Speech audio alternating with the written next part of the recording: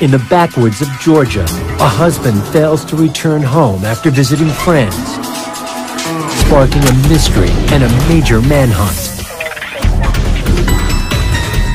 Soon, there are rumors of a love triangle, lust, lies, and deadly secrets, and a sensuous, wicked attraction.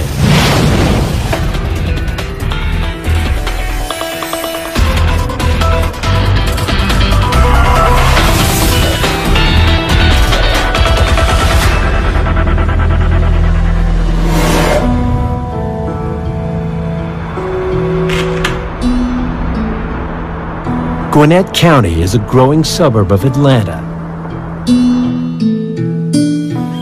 For those who enjoy hiking, there are plenty of nature trails to explore here. The dense woods are also popular with hunters and with those who wish to dispose of unwanted items in secret.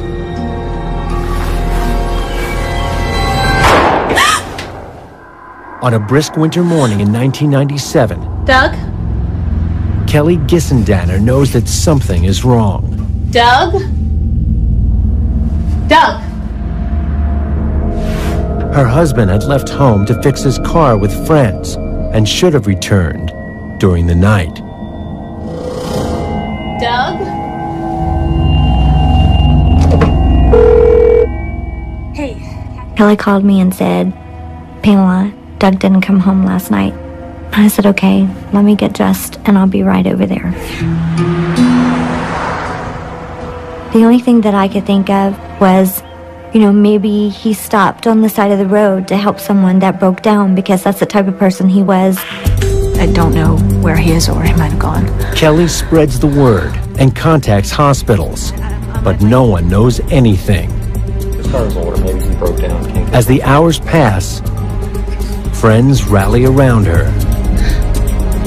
When friends and family got over, some of them were crying. She started acting frantic. It was just an odd situation to be in.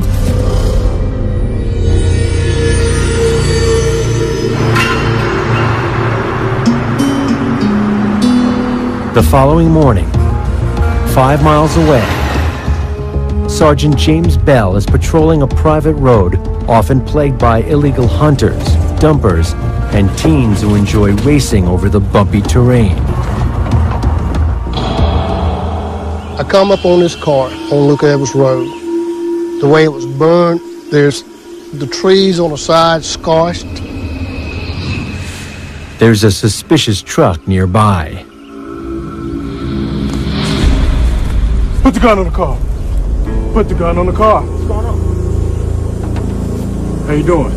What are you doing here? What's going on? And I identified myself, told him who I was, and asked him, did he have permission to be here? You're not supposed to be here. I didn't know that. Right, have you know anything suspicious out here like that car right there? Do you know anything about it? No. Nothing at all? It's not mine. I don't know. I took all the pertinent information I needed and sent him away. The sergeant turns his attention back to the charred vehicle. There was no doubt that the car had been set on fire purposely. He suspects it could be an attempt to file a bogus insurance claim, or that teenagers could have stolen the car. A license plate is badly burnt, but the VIN number is intact. Police use it to trace the official owner. He reveals the car was sold for $500 a few weeks earlier to the missing man, Doug Gissendaner. The police arrive at Kelly's home to break the news. Hi, Kelly. Hi. We've made a discovery. We have found Doug's vehicle burned in the woods. Oh. What have you found? I'm thinking Oh my goodness. something really bad must have happened to Doug. How were you and Doug getting along? Fine. I asked Kelly about their relationship. She said they had a good marriage and they had not had any problems whatsoever. On the evening Doug vanished,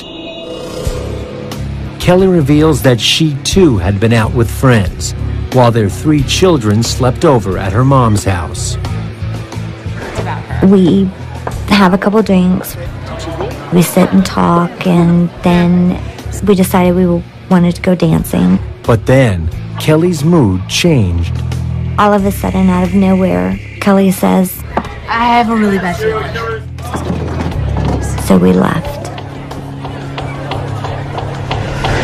She came home. She took a pill which she thought was a pain pill, but she said it was a sleeping pill. Police take to the air, using heat-seeking equipment. And on the ground, search parties are quickly formed. There was over 200 people came in from the churches to help look for him. It's the most awful thing we ever had to do. We backtracked. We went down every street that he would have gone down coming home. It was just long and grueling, not knowing where to exactly search for. We just searched everywhere. Investigators keep an open mind about what might have happened. We were not for sure at this point if Doug had just left or he committed suicide or someone had harmed him in any way. We knew things were not right about Doug. Friends remain convinced that he simply wouldn't abandon his wife and family. It wasn't like Doug not to come home. He came home every night. I mean, he was a family man, and he cared for his kids, and he loved Kelly. He would have done anything for her. His father, Doug Sr., desperately travels the roads and forest tracks. The father was convinced that his son had been helping somebody on the side of the road, and that the person stole the car and ran off with the car, and that he'd be able to find his son. You know, maybe he'd be beaten up or something, but he'd be able to find him on the side of the road. Doug Sr. also knows that his son's relationship with Kelly had actually been volatile and full of incident, and urges the police to dig deeper. Kelly has told the police her marriage was strong. Kelly, stop! What? But others have described it as stormy. You're lying! No.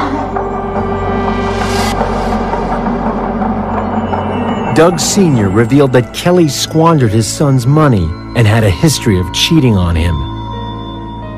He explained to me that things were not perfect between Kelly and his son, that they'd had marital problems, and that Kelly had had an affair with some folks in the past. The police soon learned the name of her latest lover. Friends of Kelly told one of our investigators that Kelly had seen a guy by the name of Greg. That's the only thing they knew was Greg. I learned that Kelly was cheating on Doug when she asked me to take her to a motel so she could spend the night with Greg. Greg is fantastic. But where does that leave Doug? You're married. So? I said, Kelly, you shouldn't do this. You know, why are you doing it? I basically scolded her the whole time we were driving there. You're welcome. But Kelly has no time for a pep talk on morality. It's basically none of my business. She's going to do what she wants to do. She always did. Pam can always tell when the lovers discreetly phone each other.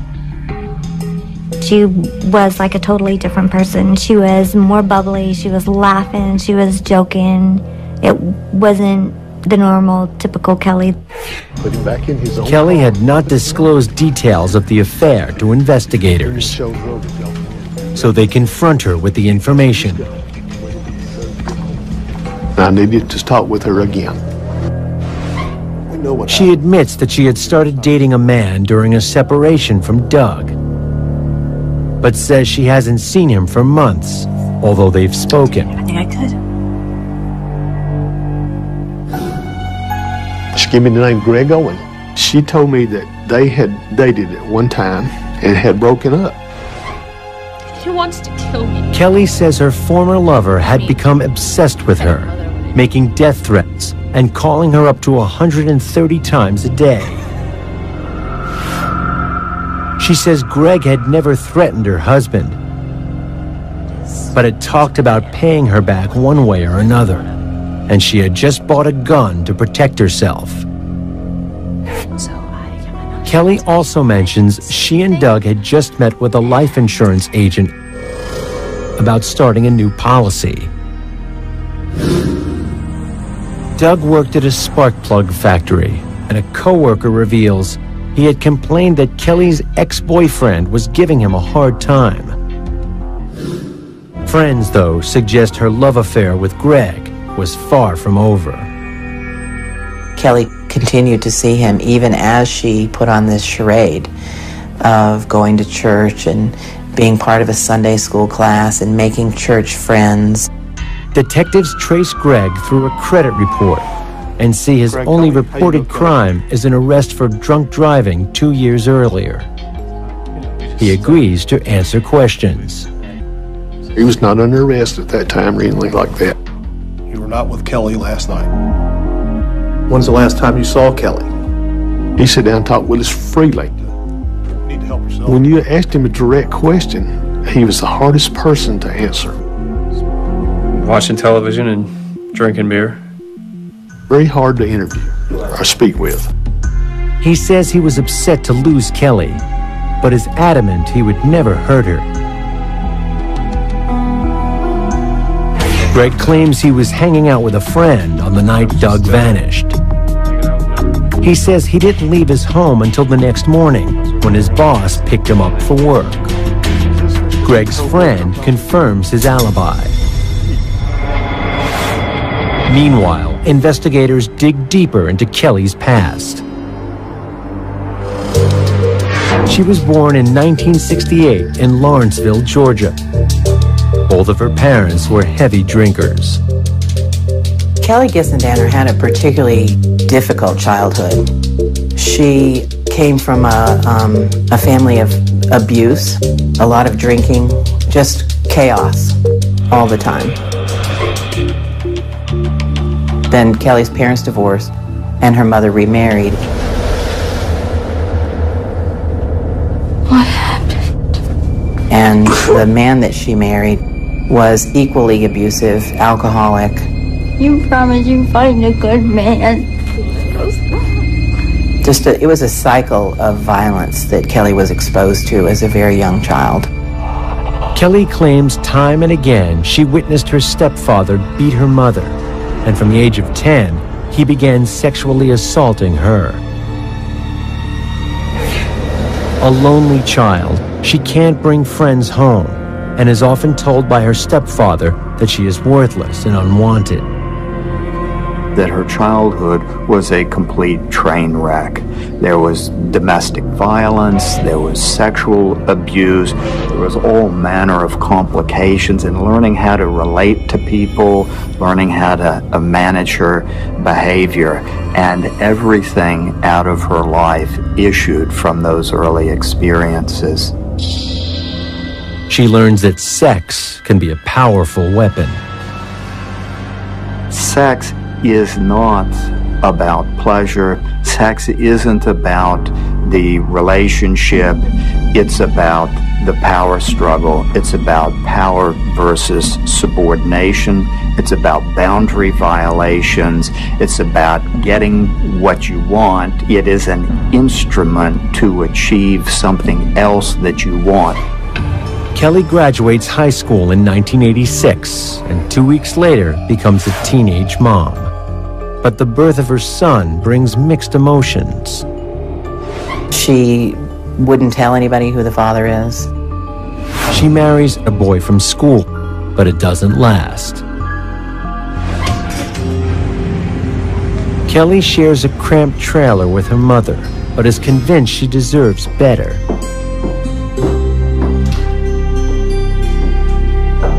Kelly certainly had that sense of entitlement. You know, the world owes me something. Kelly finds comfort in the arms of numerous men, always brief, superficial relationships from which she remains emotionally detached. Then, in 1989, she meets her future husband, Doug Gissendaner. Kelly and Doug met at a mutual friend's house one evening, and it seemed to be instant love. Her son, born in such difficult circumstances, binds their relationship. Doug was particularly attracted to the fact that she had a child. Doug wanted that family. Doug was the sweetest person I've ever met. He would have done anything in the world for anybody. He would have given you the shirt off his back if you didn't have one. Doug Gissendaner came from a very solid, middle-class, church-going family. And they were quite involved in this church. They would go and do evangelism-type events. Doug probably represented to Kelly that thing that she didn't have in her growing up years or to that point in her adult life. Stability, security of material goods, an income stream, and somebody who seemed really interested in her. They marry after just a few months of dating. It's not long before Kelly's pregnant again. Doug enlists in the army. He gets posted to Germany, and Kelly and the children join him on the base. But Doug is gone for days or weeks at a time, leaving Kelly alone, bored, and in need of attention. There was talk around town that Kelly had been involved with other men while Doug was in the service. She plays by her own rules. Kelly could lure men because the usual social rules for relationships are out the window. The number one rule is, how can I get what I want? And then almost everything can be justified in pursuit of that objective. She ignores debts, blows Doug's paychecks on her own pleasures, and gains a reputation for having a short fuse. Doug, what do you think? As rumors spread, the base chaplain is asked to intervene. Doug, what would some of your major concerns be? I do believe she is lying about a lot of things. I'm not lying about anything. I've never lied to you. But even he can't rein in Kelly's rage. Don't stop telling me to calm down! She was causing all sorts of problems on the base, mainly her temper, and the commanding officer told Doug he had to send his wife home because she was a problem. Kelly and Doug filed for divorce in 1992, but this was far from the end of their troubled relationship. 12 days after Doug Gissendaner has been reported missing in 1997, Sergeant James Bell remains convinced he's been murdered and continues to search the woods for his body. He scours a 10-mile radius from where the car was found. I saw something that looked like a trash bag. There was a couple of flies running, and I realized then that it was a body. From the position of the body, it looks like the man was pleading for his life. But is it Doug Gissendaner?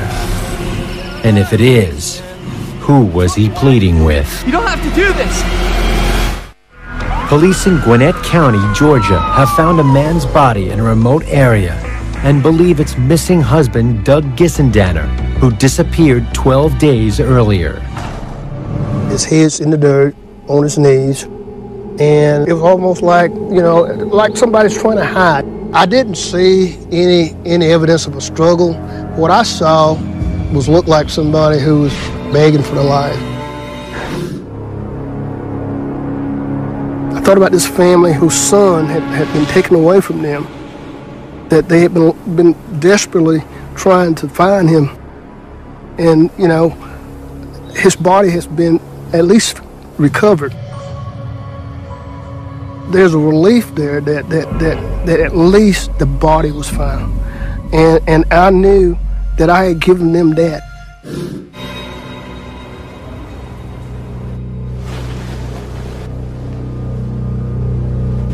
afraid I have some bad news. We found Doug's body.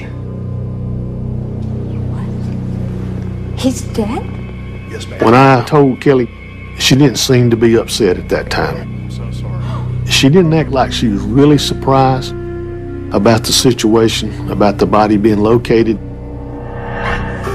Back at the crime scene, the forensic investigator goes to work.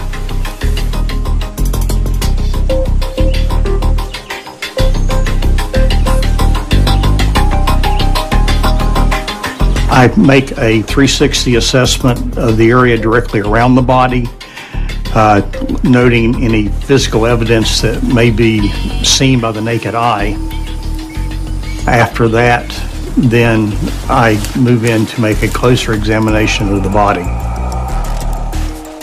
Doug's wedding band and watch are missing, suggesting he might have been robbed. Yet his wallet hasn't been touched, and there's a debit card along with a driver's license. They also recover his glasses and the old spark plugs he'd removed from his vehicle that night. And then we're able to roll him over to where we can check underneath. When we did that, we discovered there was no weapons, no gun, no anything under him. There are also bite marks and flesh wounds from animals. The right side of his neck that was exposed to the elements. Once the animals were able to get the scent of the blood, they would have attacked that one spot. So in this case, we couldn't tell exactly how many wounds we had. To experienced eyes, it's clear that Doug was stabbed several times. And we couldn't tell a lot about the weapon itself because most of the muscle and tissue around the primary wound was gone. The autopsy provides a clearer insight into Doug's final moments. The dead tell the story of what happened. We look for what clues they'll leave us. Whether or not they tried to defend themselves or not. It lets us know a little bit of his state of mind, if you will. Closer examination showed what appeared to be stab wounds located in the back and shoulder region. Curiously, there's no evidence that the combat-experienced Army veteran fought back. Of the victim's hands showed no types of defensive moves. There was no cuts or bruises, no holes, no abrasions. With the exception of one tiny nick on an index finger, which would indicate that at one point there was a defensive move where he put his hand to the neck or the area where he was being stabbed, but just the fact that there was only a single nick would indicate that he died very quickly. The forensic investigator outlines his conclusions. Why are you doing this? The assailant had simply put him on his knees. Why are you doing this? And stabbed him from behind. He didn't see it coming. Dental records provide the final confirmation that it is the body of Doug Gissendaner. The cause of death is officially recorded as stab wounds to the neck. The police still have suspicions about Kelly and her lover, Greg Owen, but nothing to link them to the murder. Greg Owen was born in 1971 in Clinton, South Carolina, into a family just as abusive as Kelly's. Our dad was very violent. He drank a lot. He would beat our mother in front of us. And I would always have to, grab Greg, our sister, and run out of the house and go to the neighbor's house and call the police because we never had a phone. Got to the point of where he wanted to bully me, shoved me around and choked me and stuff like that. But he never abused the children, not physically. I would not have stood for that. We were terrified of our dad, absolutely terrified. The children wear hand-me-downs, have few toys, and have nowhere permanent to call home. We moved a lot. We changed schools 18 times. Greg did not do well in school. Playing with your sister again, Greg? No. What are you, sister? I'm just playing with my sister. He was beat up by kids because he was always the smallest kid. His sister became his protector. And he was afraid. Greg is very quiet. He's very shy, very laid back, very reserved. He was always a loner. Never really had a lot of friends either. I kind of think maybe Greg couldn't find a place that he belonged or that he wanted to be for some reason. He works odd jobs and lives a transient lifestyle. Hey, yeah, I am Greg. When he meets Kelly, it seems he's finally found the companionship he's craved his whole life. He experienced tremendous rejection, abuse, and apparent neglect. So Greg is looking for someone with whom to connect. And there's Kelly. When her ex-husband moves back to Georgia, she decides to try and rekindle their relationship, but wants the best of both worlds. She was trying to get Doug back and telling Greg he was the love of her life and he was her soulmate, the one she'd always been looking for, the connection that she missed every other time. Know what to do, right? Investigators suspect that Kelly and Greg are involved in Doug Gissendaner's murder. But 2 weeks on, there's no hard evidence unless one of them can be persuaded to talk. Investigators in Gwinnett County, Georgia suspect that Kelly Gissendaner and her lover, Greg Owen, killed her husband.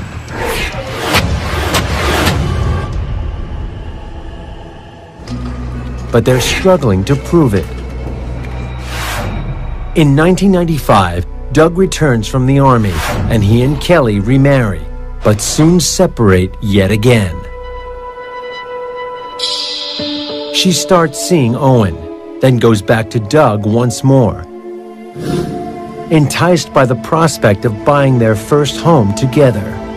The idea that she could have a house and have this security and stability was what attracted her back into the relationship. While Kelly is outwardly playing the loyal wife, she's still enjoying the thrill of her secret romance. One Sunday morning, in fact, when Kelly was supposed to be in church with her children and her husband, Kelly went to an abandoned house and met Greg and had sex with him in that house. It's not just your standard, well, I'm having this affair and I'm sneaking out, but I'm sending my children off to church with their father, and I'm going to go meet somebody and, you know, have sex on plywood in an empty house. Kelly's behavior was marked substantially by her comfort level in excitement seeking, in risk taking. The kind of risk that ordinary people would be reluctant to take because of the fear of the consequence. While Doug remains oblivious to Kelly's deceit, she doesn't mind that others know. I did not like the fact that Kelly was cheating on her husband with my brother. Did not like it at all.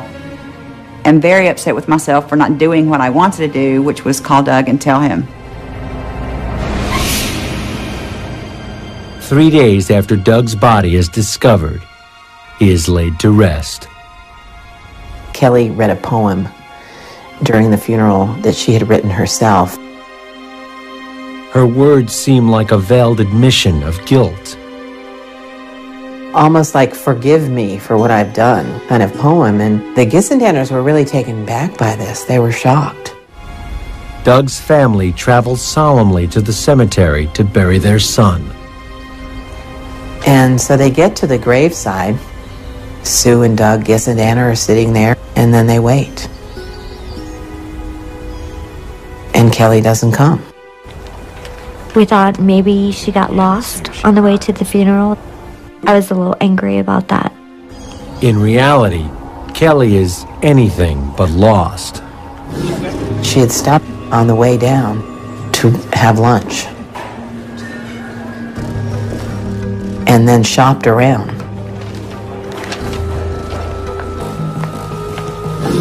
Leaving her in-laws there, waiting for an hour. Through that, Kelly is telling us that she's number one in her own constellation, and everything else and everyone else is subordinate to that, even to the point of the loss of their lives. Finally, Kelly shows up, and she comes in and she throws herself on the casket. She's emotionally, just unglued. And it took attention away from her dead husband and focused the spotlight on her. Completely self-focused, self-absorbed conduct. After the burial, she produces one of her son's toy cars to be buried alongside her murdered husband. Then, more shocking behavior. She was literally stepping on the freshly laid dirt. I couldn't believe it. But as cold as Kelly's behavior may be, without any hard evidence, she's untouchable. Doug Davis and his team decide to pick up and re-interview Greg Owen and his friend Lee, who claimed he'd been drinking with Owen on the night of the murder. Lee eventually admits he lied. He didn't want to be charged with a crime, so he changed his story. He told us that he was covering for Greg, Greg was actually not there after 6 p.m. in the afternoon. Greg had walked down the driveway and someone had picked him up. He did not know who. He was assuming that it was Kelly. Detectives escort Owen back into the station and demand the truth. All right. I'll tell you what happened. Greg finally wanted to sit down, and I think he wanted to get this off of his mind, off his chest. He realized that law enforcement and prosecution were going to be a much more powerful force in his life than Kelly first represented, and he figured out how to cut his losses. He is offered a plea deal to avoid a potential death sentence. We felt like we needed his testimony, and obviously I don't believe we would have gotten his testimony had we made the decision to go for the death penalty in his case. In exchange for a lesser sentence, Owen agrees to tell all. She made me do it. Greg says that Kelly wanted someone to get rid of Doug Gissendaner for him. You're always away. What am I supposed to do about that? She was tired of Doug. She was tired of his church-going ways. She felt like the only way to really get him out of her life was for him to be dead. When she first told me that she wanted him dead, I laughed about it, but then I could see that she was serious. You know, we could have more of this time together if my husband were out of the way. Kelly believed that if Doug had some kind of accidental death, that they would be set for life if this insurance money came through. What are you talking about? Greg, it seems, did not necessarily want something from the murder. What he wanted primarily was to do Kelly's bidding as a way of ingratiating her to him so he could enjoy that relationship. But they just had this one problem, this one guy. You know what to do, right? Yeah, I know what to do. Owen agrees to Gissendaner's deadly plot. She arms him with a hunting knife and nightstick and heads out for the evening with her girlfriends, ensuring she has an alibi with witnesses present, and that when Doug returns home, the only person waiting for him would be his killer.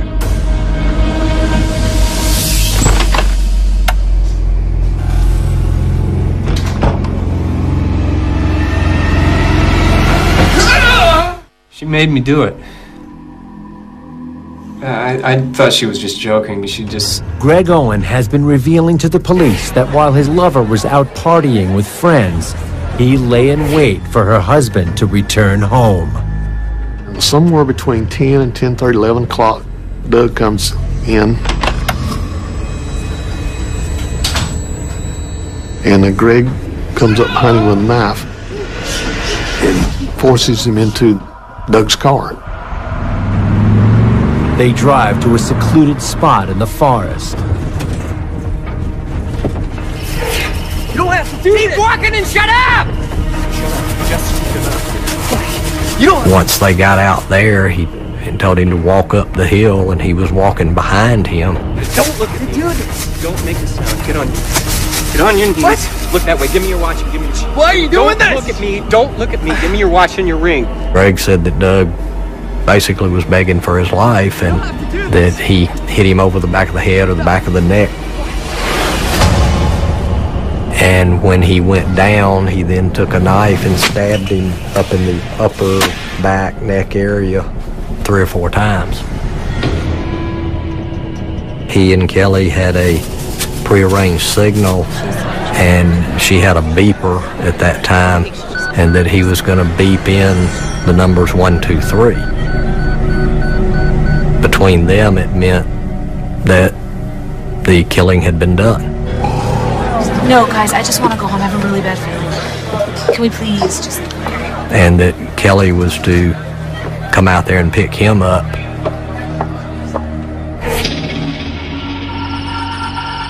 When Gissendaner arrives, she makes sure her lover has completed his deadly mission. Where's he? It's in there. Take me to him. I'm not going back in there. She wanted to go see for herself that Doug was dead. People need proof when they lack trust and faith, and her life had been a series of relationships absent trust. So she wanted to see with her own eyes that the deed had been done. There's still one last task ahead of them. Kelly had brought gas out there, and that Greg then poured gas and set it on fire. Greg disposed of the clothes he had on at a dumpster. The knife never was found. Detectives check Owen's pager and phone records to confirm his story. In the days leading up to the murder, Gissendaner paged him 18 times and had 47 phone conversations with him. They also recover part of a tracksuit that he had kept. It has blood on it, which DNA tests confirm is from both Owen and Doug. 18 days after Doug's murder, police finally arrest his wife. Her demeanor was very nonchalant. She didn't seem to be that very upset to me. Greg's such a liar. He'll say anything. Kelly has a new version of events. She claims Owen asked her to pick him up that night, admitted he had beaten Doug, and would kill her if she said anything. Investigators don't believe her. Both are charged with murder, felony murder, and possession of a knife during the commission of a felony. In December 1997, Greg Owen pleads guilty to all charges and receives a sentence of 25 years to life. He was obviously willing to do anything for Kelly, to set up a life of their own without Doug in the picture. Obviously, he was willing to kill Doug to do that. And I think that was the entire reason he did it, was for love. For what he said he did, I think that that's what he deserved. Kelly Gissendaner is offered the same plea deal, but decides to take her chances. In November 1998, she goes on trial in Lawrenceville, Georgia. defendant in this case is proved to be a desperate, evil woman. That's what evil looks like. It's an unusual case for local prosecutors. We've never tried a case like that where we were going after a person who wasn't the one that carried out the killing itself. Kelly's friend Pamela Kogut is due to testify against her.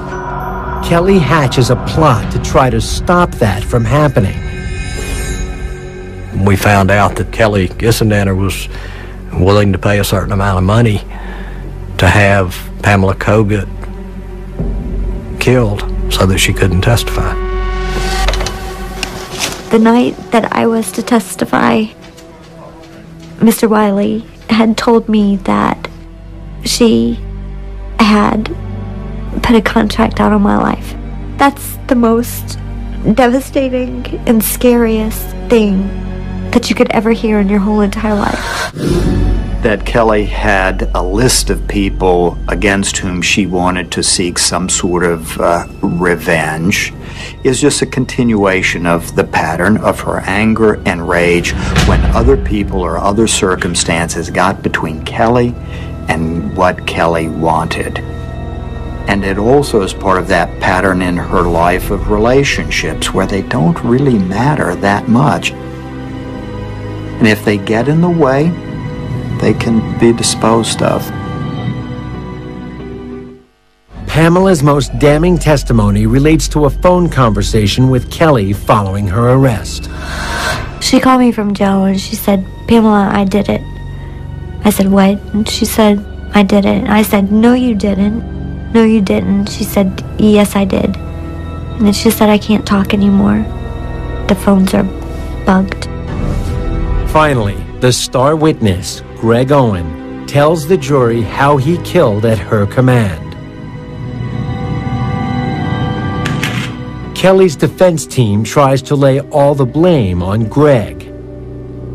Greg Owen took it on himself, on the spur of the moment, to abduct Doug Gissendaner.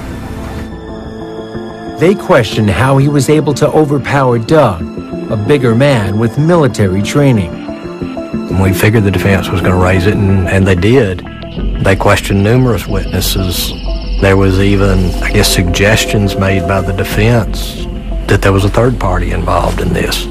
The bottom line is, Greg stuck to his guns that there was no one else involved in this, and without him saying there was no evidence whatsoever that would prove that anybody else was involved in this.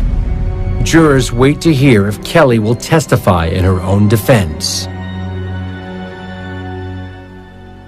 And have you personally then decided that you do not wish to take the stand and testify in this case after consultation with your attorney? No, I do not, Your Honor. You do not wish to testify? No, sir. It takes the jury just 2 hours to find Kelly Gissendaner guilty of first-degree murder.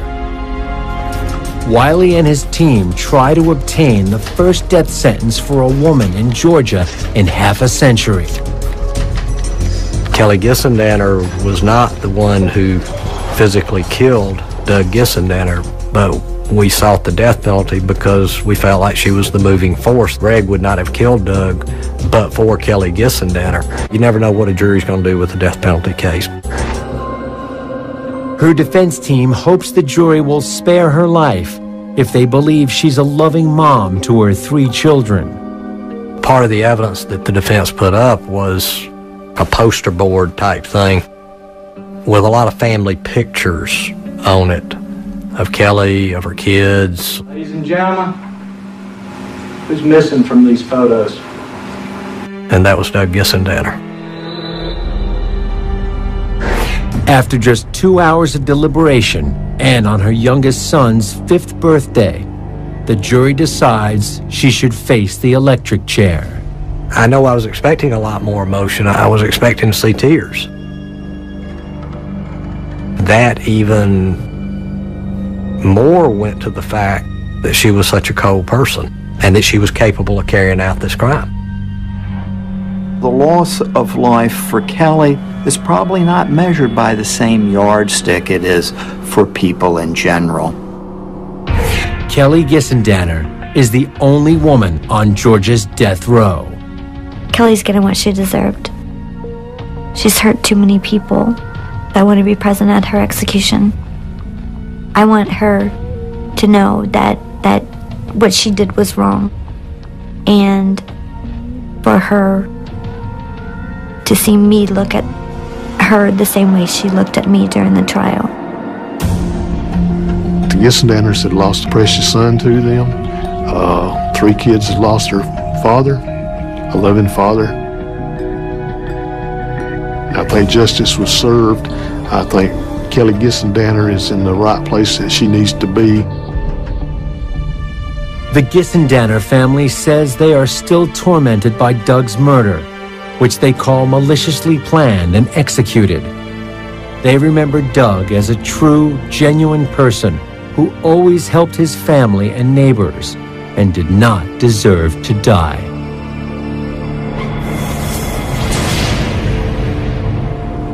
The wicked attraction between Greg and Kelly. Kelly saw Greg as somebody who was going to help her achieve her own end, someone she could manipulate, somebody who wasn't going to hold her accountable. For Greg, the attraction was, hey, here's somebody with whom I can be in a relationship. Now we have to do some peculiar things to make the glue of the relationship. Hey, but why not? Because life is full of risks anyway.